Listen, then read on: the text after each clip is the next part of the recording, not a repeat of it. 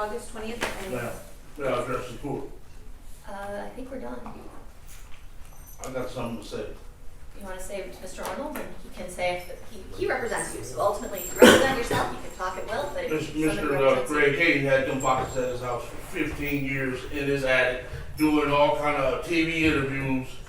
That them boxes should not be allowed in the he's cases. just going to talk about it. Yeah, them boxes should not be allowed. The tainted evidence, everything. The man, he broke a proffer agreement, and he broke the law, all kind of stuff. The boxes should not be allowed. He's been at his house for 15 years, and he do interviews, going in the boxes. Let me see here. Ooh, you can see it on any internet site that this man been going in the boxes for years, and he's a method, and a judge, federal judge in LA did a 142-page thing about him. Look it up on the internet. So I think what the state said ultimately is that they don't think that there's going to be anything in those boxes that they're going to use. You just used something in them boxes. They just used something in them boxes from 1996, and they know they did it.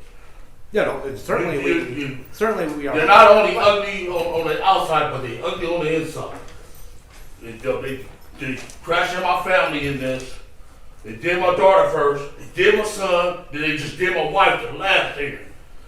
What's the name? Told me about these. David Westbrook told me about these dudes. He said they're not only ugly on the outside, but they ugly on the inside too. These two dudes right here. All right. At this point, there's nothing before me to exclude any sort of evidence. There's been no motion filed about the proffer. I don't know if Mr. Arnold plans on challenging that or not. Ultimately, that decision is up to him. So we'll see you guys back on that 30-day date. That was August 20th at 9 a.m. Yo, it's Big Ant, the spokesman, man. We back. Another edition of Urban Politicians TV, UPTV. Make sure you stay on your pivot at all times, man. Had to come tap in as it broke into the news today that Diddy name has now been mentioned in the case documents involving the Tupac murder. And it broke through the Sun, and I had a link in the description where y'all can watch that in full at where they have the court documents to show everything that has been discussed, and they had that full video right there where Keefe made a court appearance today, and you heard what he said. He spoke about the proffer agreement with Greg Hayden and who he said is being dirty and moving wrong and foul and everything like that. He's pointing people out in the courtroom who he said is also working foul against him in that manner as well, but the judge wasn't trying to hear it right there. And I'm gonna get into the write-up to show y'all exactly what they said about that when it comes to Diddy name being mentioned in this, as Keefe has said they have been undercover. And that's new to me because this is the first time a lot of this stuff is coming out, and I'm not laughing at no murder. I'm not laughing at the situation or anything like that. But that nigga Keefe I just can't help but laugh when he speak and talk. I've watched these interviews. I've watched him get on there and play and be a fool, and that's just his personality, bro. You see, if you watch the interviews, the way he acts in the courtroom is the same exact way he acts in these interviews. This is who this nigga really is, bro. It's just entertaining, but what he going through, the storyline, his family and things, we not laughing at that on no side, and most definitely not laughing at Tupac death. Rest in peace. And the write-up says this: Sean Diddy Combs faces questions about his alleged involvement in the murder of Tupac Shakur after being mentioned more than 70 times in prosecutors' latest legal filing. Combs has been accused by the man currently being prosecuted for the murder, gangster Dwayne Keefe Davis, of paying $1 million for Tupac's assassination, according to the latest court papers obtained by the U.S. Sun. It is not known yet if Diddy will be subpoenaed or indicted as part of the murder case, as prosecutors hope to finally obtain justice for the iconic rapper who was gunned down in Las Vegas 27 years ago on September 7, 1996. The U.S. Sun has reached out to the Clark County District Attorney's Office for comment on Combs' alleged involvement in the case. In the papers filed on Thursday, Combs is named 77 times by his various pseudonyms, including Puffy, Puff Daddy, Puff, and his real name, Sean Combs. He is first mentioned as prosecutors explain the deadly rivalry that existed between Combs' Bad Boy Records on the East Coast and Death Row Records on the West Coast, headed up by Mary and Suge Knight leading up to Tupac's shooting. The documents allege that after the shooting, suspect Keefe flew to New York with a Los Angeles police task force to pose undercover and try to gather incriminating evidence against Combs and another gangster, Eric Zip Martin, over the murder. The documents state task force detectives believe they had jurisdiction to investigate a Nevada homicide because defendant asserted that the conspiracy to commit the murder began in California between defendant Eric Zip Martin and Sean Combs.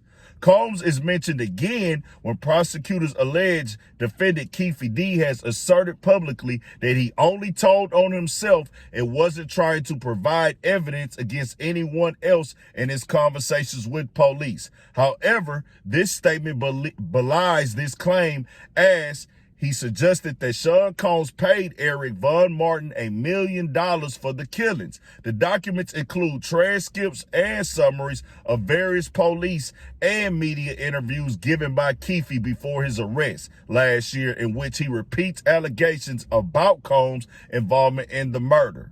In one summary of a YouTube interview, prosecutors say when Sean Combs reaches out to defendant wondering if Southside Crips were responsible for Shakur's death by asking, "Is that us?" defendant, beaming with pride, answers yes. Combs is named multiple times as part of a transcript of surreptitiously recorded interview with Keefe carried out by Las Vegas Metropolitan Police in 2009 and included in the 179-page filing. "I wish I never met Puff Daddy, period. I swear to God, he messed up my life. Keefe D." In the transcript, Keefe alleges he and his gang of the Southside Crips were friends with Combs, and the hip-hop mogul wanted Knight and Tupac dead. He then claims his gangster pals drove by Tupac and Knight in Las Vegas after a Mike Tyson fight accidentally, and his nephew Orlando Baby Lane Anderson shot at them both. Police asked Keefe, Puffy Combs, does he play a role in this thing? And Keefe replied, "Yeah, I think he did." Keefe added that Combs told him and a group of about 45 people how he would give anything for Knight's head because he was scared of him, and also had a problem with Tupac after he had released a diss track about him. In the same transcript, Keefe also alleges that Combs was discussed the night of the shooting, with Keefe saying, "I knew we was like, dang, we could get paid now." Paid by Puffy. Police asked, when you said paid by Puffy, right? Keefe replied, "Yeah," according to the court documents. Keefe goes on to claim to cops that Combs paid the money due for the Tupac hit to Zip and didn't return his calls when he tried to ask for the money to be paid to him instead. He then expresses regret that Tupac was dead and adds, "I wish I never met Puff Daddy, period. I swear to God, he messed up my life, man. I was rich. I was up under the radar. All that, man, it's all gone." The document was filed by prosecutors in a bid to oppose Keefe D's bail request. Keefe D's $12,500 bail bond was rejected last month over concerns about the source of the money. Music producer Cash Whack 100 Jones and whether he and Keefe had been discussing selling the gangster's life story to TV producers. A bail reconsideration hearing in the case will take place on Tuesday.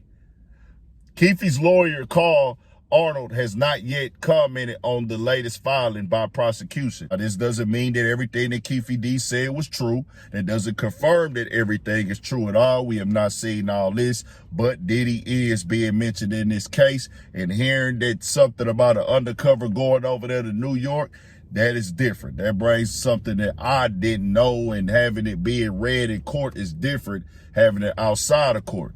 Keefe D did take the proffer deal at first with Greg Cady. Greg Cady made it very clear he does not care about honoring that. He doesn't care about Keefe D. He want the story out. He want to sell his story, do his interviews. Keefe D is being real about that part because Greg Cady on record saying that. That is a fact. But this is the game. When you sign up for that and it get real in the field, bro, and then just keep it at 1,000. Keefe D went and did these interviews. They not gonna play fair. They not gonna have sympathy. Most definitely rest in peace to Tupac.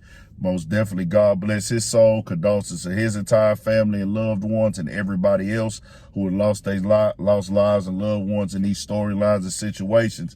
But we'll see what happened. Diddy is innocent until proven guilty. Keefe D has already admitted his role on camera, didn't pull the trigger, was in the car. But, you know, these police, these cops, they want to make that headline, bro. I tell people all the time, this ain't just about justice with them. They ain't really concerned with justice. You got to know, people want to get in these stories. They want to get documented. They want to move up in rank. Just keeping it all the way 1,000. It's a lot of levels and layers to these conversations overall, bro. And it be things going on behind the scenes that'll make them get here. But overall, Keefe D talked in them interviews, spoke online about it. They came. He pointing fingers at Diddy now from what they saying. We shall see. Tell me what y'all think. We got more coming, more videos, all that. 1,000 for shit show. Stay on your pivot.